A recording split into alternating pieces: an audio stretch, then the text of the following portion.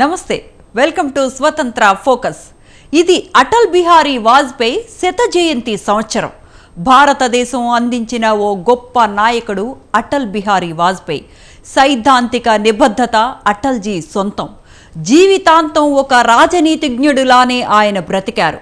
అటల్జీ హయాంలో భారతదేశం అభివృద్ధిలో దూసుకుపోయింది. పోఖ్రాన్ పరీక్ష నిర్వహించి ప్రపంచానికి భారత్ తన సత్తా చాటింది. అటల్జీ రాజకీయాల్లోకి రాకపోయుంటే ఓ గొప్ప కవి అయి ఉండేవారు. అటల్జీ ప్రసంగాల్లో అంతర్లీనంగా కవిత్వం పొంగి ప్రవహించేది. అంతేకాదు, అటల్జీ ఒక గొప్ప ప్రకృతి ప్రేమికుడు. ఈ అంశాలపై ఇవాల్టి స్వతంత్ర ఫోకస్. అటల్ బిహారీ వాజ్పేయి భారత రాజకీయాలకు వన్నె తెచ్చారు. భారత రాజకీయాల్లో సంకీర్ణ ప్రభుత్వాల ఏర్పాటులో ఆయన కీలక పాత్ర పోషించారు.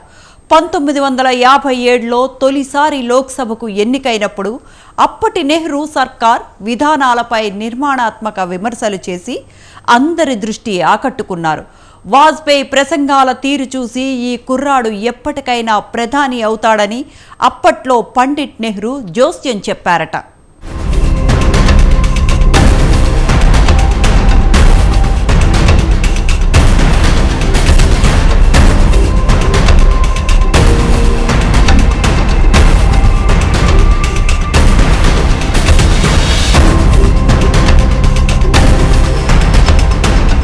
భారతదేశ ప్రధానులుగా ఎంతో మంది పనిచేశారు. అయితే వీరిలో అటల్ బిహారీ వాజ్పేయికి ప్రత్యేక గుర్తింపు ఉంది. భారతదేశ అత్యుత్తమ ప్రధానుల్లో ఒకరిగా అటల్జీ గుర్తింపు పొందారు. 3 సార్లు దేశ ప్రధానిగా అటల్జీ సేవలందించారు. ప్రతి ఏడాది అటల్జీ పుట్టిన డిసెంబర్ 25వ తేదీని సుపరిపాలనా దినోత్సవంగా జరుపుకుంటారు. స్వాతంత్ర్యం అనంతరం భారతదేశానికి లభించిన ఓ గొప్ప నాయకుడు అటల్ బిహారీ వాజ్పేయి. ఆయన హయాంలో భారతదేశంలో అనేక చిరస్మరణీయమైన మార్పులు వచ్చాయి.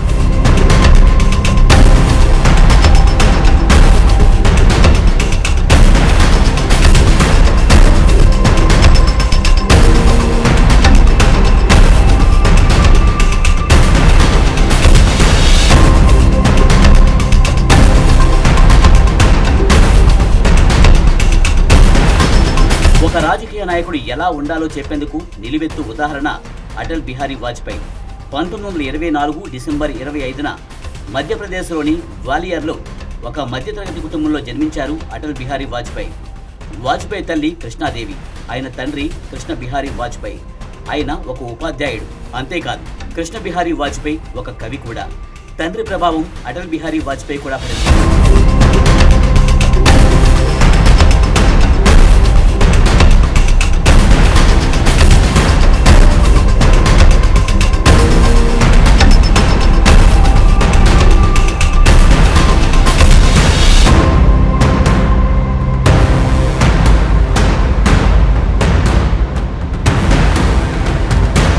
వాజ్పేయి గ్వాలియర్, కాన్పూర్లలో చదువుకున్నారు. చదువులో మొదటి నుంచి ఆయన చెరుగుపాలే. అటల్జీ కాలేజీ రోజుల్లో వామపక్ష భావజాలంతో ప్రభావితమయ్యారు. సిపిఐకు అనుబంధ విభాగమైన ఆల్ ఇండియా స్టూడెంట్స్ ఫెడరేషన్లో ఆయన కొంతకాలం పనిచేశారు. అయితే ఆ తర్వాత ఆయన ఏఐఎస్ఎఫ్తో ఆయన అనుబంధం తెంచుకున్నారు. వామపక్ష భావజాలానికి విరుద్ధమైన రాష్ట్రీయ స్వయం సేవక్ సంఘ్లో చేరారు. అంచెలంచెలుగా ఆర్ఎస్ఎస్లో ఎదిగారు. ఆ తర్వాత భారతీయ జనసంఘలో అటల్ బిహారీ వాజ్పేయి చేరారు.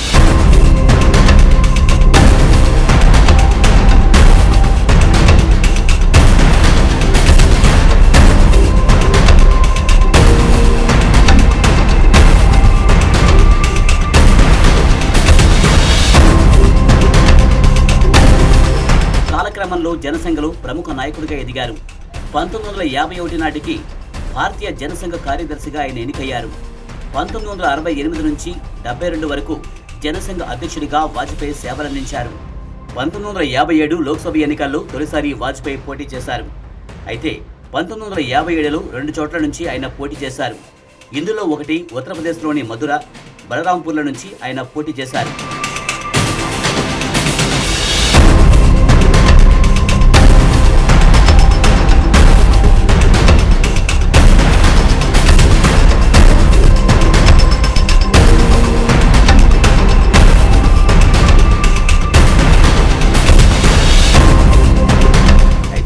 మధురలో ఓడిపోగా బలరాంపూర్ నుంచి వాజ్పేయి గెలుపొందారు.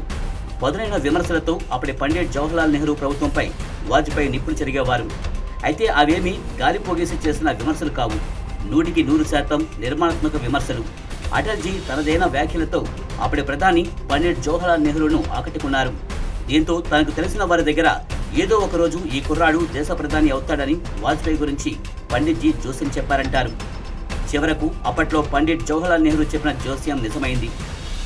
1 కాదు 2 కాదు, మొత్తం 3 సార్లు అటల్ బిహారీ వాజ్పేయి దేశ ప్రధానిగా పగ్గాలు చేపట్టారు. దేశానికి విశేష సేవలందించారు.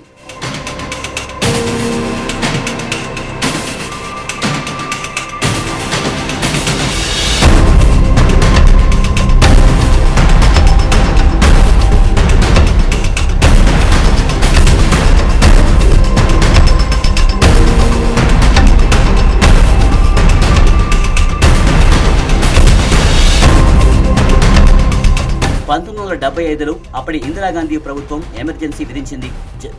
లోక్ నాయక్ జయప్రకాష్ నారాయణ సంపూర్ణ విప్లవం పిలుపునిచ్చారు. దీంతో ఎమర్జెన్సీకి వ్యతిరేకంగా దేశవ్యాప్తంగా ప్రతిపక్షాలన్నీ ఏకమయ్యాయి. ఈ నేపథ్యంలో భారతీయ జనసంఘ్ జనతా పార్టీలో విలీనమైంది. ఇందిరాగాంధీ ఎమర్జెన్సీ విధించినప్పుడు దేశవ్యాప్తంగా రాజకీయ ప్రత్యర్థులందరినీ అరెస్ట్ చేశారు. ఇలా అరెస్ట్ అయిన వారిలో అటల్ బిహారీ వాజ్పేయి కూడా ఉన్నారు. ఎంతో మనోనిబ్బరంతో అటల్జీ జైలు జీవితం గడిపారు.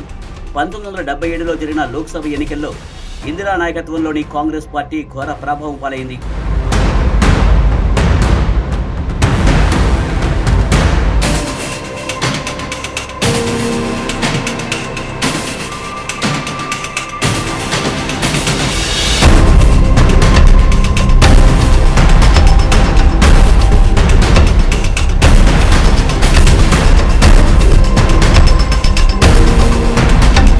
జనతా పార్టీకి ప్రజలు పట్టం కట్టారు. దేశ చరిత్రలోనే తొలిసారిగా కాంగ్రెసేతర ప్రభుత్వం ఏర్పాటైంది. మొరార్జీ దేశాయ్ తొలి కాంగ్రెసేతర ప్రధాని అయ్యారు. మొరార్జీ దేశాయ్ ప్రభుత్వంలో అటల్ బిహారీ వాజ్పేయి విదేశాంగ మంత్రిగా చేరారు.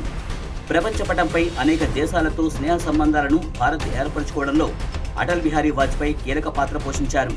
అయితే మొరార్జీ దేశాయ్ ప్రభుత్వం ఎక్కువ కాలం కొనసాగలేదు. జనతా పార్టీలో ద్వంద్వ సభ్యత్వం అంశం వివాదంగా మారింది.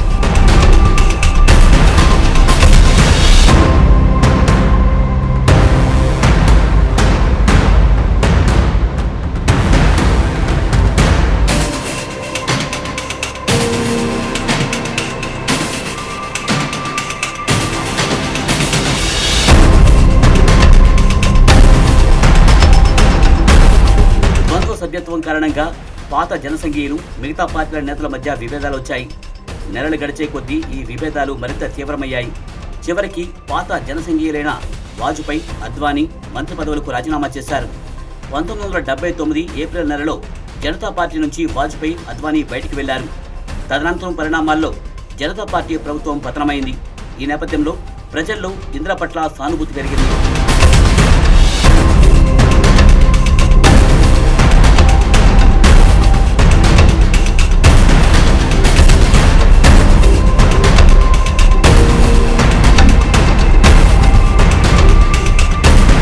తర్వాత జరిగిన లోక్సభ ఎన్నికల్లో ఇందిరా కాంగ్రెస్ అనూహ్య విజయం సాధించింది. జనతా పార్టీ ప్రభుత్వం కుప్పకూలడం, మరోసారి కేంద్రంలో ఇందిరాగాంధీ నాయకత్వంలో ప్రభుత్వం ఏర్పడిన పరిణామాల నేపథ్యంలో పాత జనసంఘ నాయకులందరూ ఆలోచనలు పడ్డారు. తమ పార్టీ ఏర్పాటు చేసుకోవాలని నిర్ణయించుకున్నారు.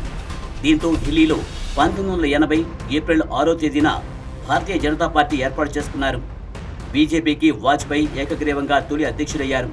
దీంతో భారత రాజకీయాల్లో బీజేపీ ప్రస్థానం మొదలైంది.